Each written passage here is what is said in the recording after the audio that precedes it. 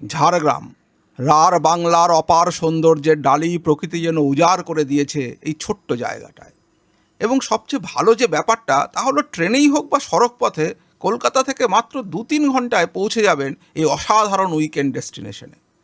মালভূমির ছোট ছোট টিলা পাহাড়, শালমহুয়ার জঙ্গল, লাল মাটির রাস্তা, দুর্দান্ত সব লেক এবং ঝর্ণা, এসব তো ছিলই, কিন্তু এখন তার সঙ্গে যোগ হয়েছে অসাধারণ সব থাকার জায়গা, যা আপনার এই উইকেন্ড ট্রিপকে একদম স্মরণীয় করে দেবে।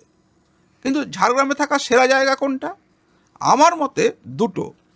যদি আপনি ইতিহাসের ঝাড়গ্রামকে খুঁজতে চান আর উপভোগ করতে চান একটু রাজকীয় ব্যাপার স্যাপার, তাহলে ঝাড়গ্রাম প্যালেস বা রাজবাড়ি।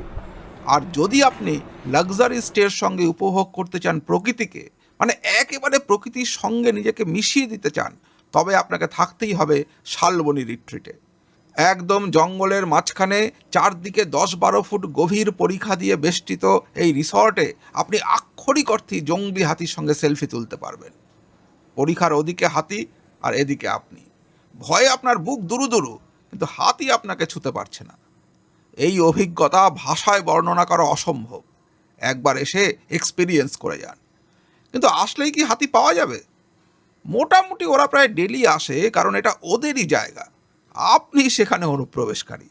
তাই 2-3 দিন থাকলে সেলফি প্রায় গ্যারেন্টেড। কিন্তু রিসর্টটা কেমন? চলুন আপনাকে একটু ঘুরিয়ে দেখাই।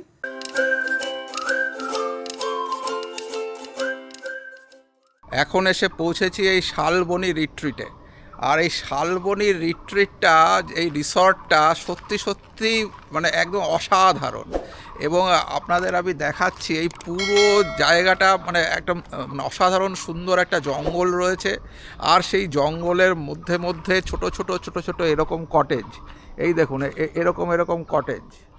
আমি গাড়িটা আপাতত কটেজের সামনে নিয়ে এসেছি। যে কটেজের সামনে এইটাই আমাদের কটেজ। এই কটেজটা আমি কটেজটা পরে দেখাচ্ছি আপনাদের।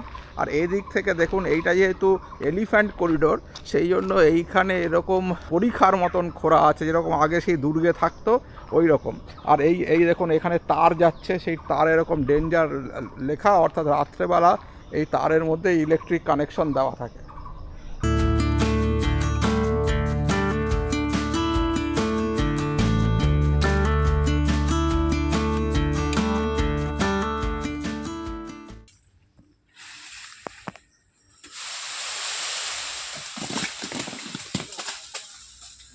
সুতরাং বুঝতেই পারছেন যে এই জায়গাটা নেচার লাভার, যারা যারা প্রকৃতিকে ভালোবাসেন, প্রকৃতির মধ্যে থাকতে চান। ঝাড়গ্রাম মানে তো শহর নয়, ঝাড়গ্রাম মানে হচ্ছে মানে জঙ্গলমহলের প্রবেশদ্বার। তো সেই জঙ্গলমহলের ফিলটা যদি পেতে চান, তাহলে পরে কিন্তু আমি বলবো বেস্ট জায়গা হচ্ছে এই শালবনী রিট্রিট। অসাধারণ সুন্দর করে বানানো বিরাট জায়গা।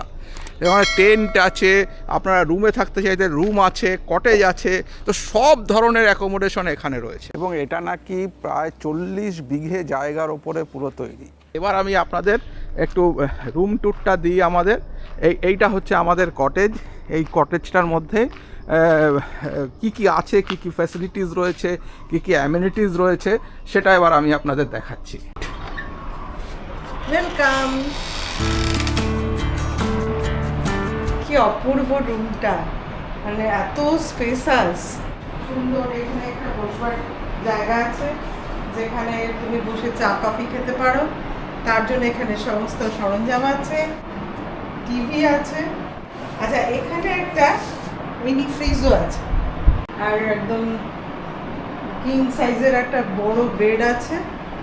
আর এখানে সবচেয়ে ইন্টারেস্টিং একটা জিনিস আছে, যেটা আমার খুব কাজে লাগবে, সেটা হচ্ছে একটা হেয়ার ড্রায়ার আছে। ওয়াশরুমটাও ভীষণ ক্লিন, গিজার আছে, এখানে ওয়াশ বেসিন, ডাস্টবিন, জলের জায়গা।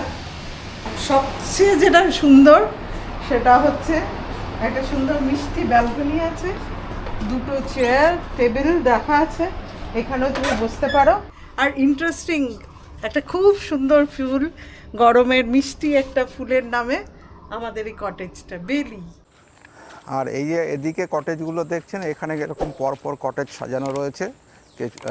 4 বেডেড কটেজও আছে, আবার 2 বেডেড কটেজও আছে। আর এই জায়গাটা এত সুন্দর, এই যে আমরা হাঁটতে হাঁটতে যাচ্ছি ডাইনিংয়ের দিকটা, মানে পুরো একটা যেটাকে মানে জঙ্গলের যে ফিল, সেই ফিলটা কিন্তু এই রিসর্টের একদম পরতে পরতে রয়েছে।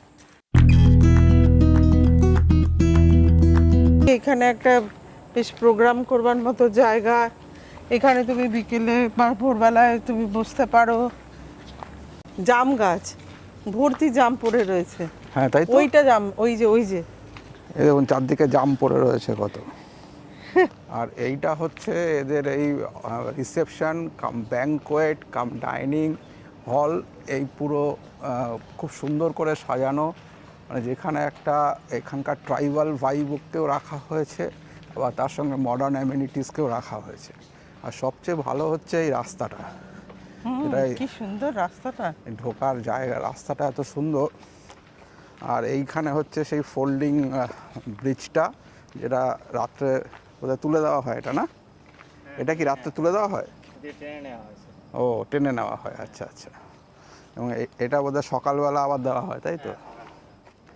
আর এইটা হচ্ছে রিসেপশন এরিয়া। আর এই রিসেপশন এরিয়াটাও খুব সুন্দর করে সাজানো, ট্রাইবাল মোটিভ দেওয়া রয়েছে, আপনারা দেখতেই পাচ্ছেন।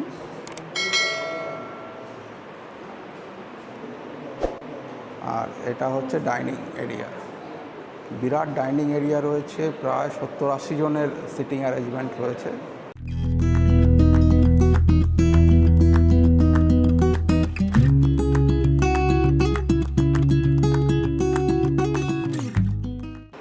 আর এই জায়গাটা বোধহয় সকালবেলা ব্রেকফাস্টের জন্য ওপেন করা হয়।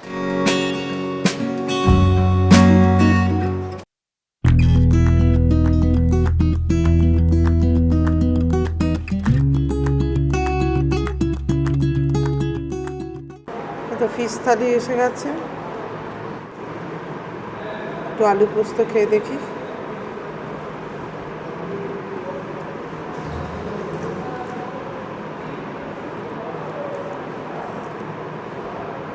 খারাপ না।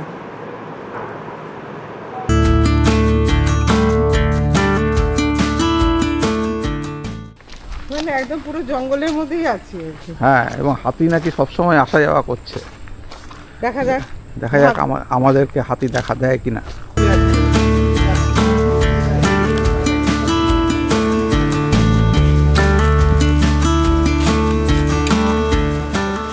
এই জায়গাটা হচ্ছে দুর্গা বাড়ি, এইটাও খুব সুন্দর এই জায়গাটাও, তবে এটা হচ্ছে এদের সাধারণ ঘর যেগুলো সেগুলো। এই রিসর্টটা রাতের অন্ধকারে কি অসাধারণ সুন্দর লাগছে, একবার দেখুন।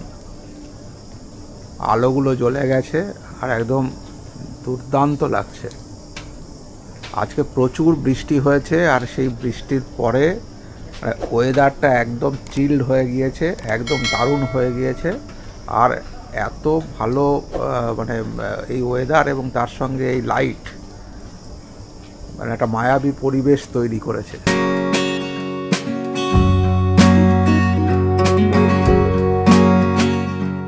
তাহলে শালবনী রিট্রিট কেমন লাগলো?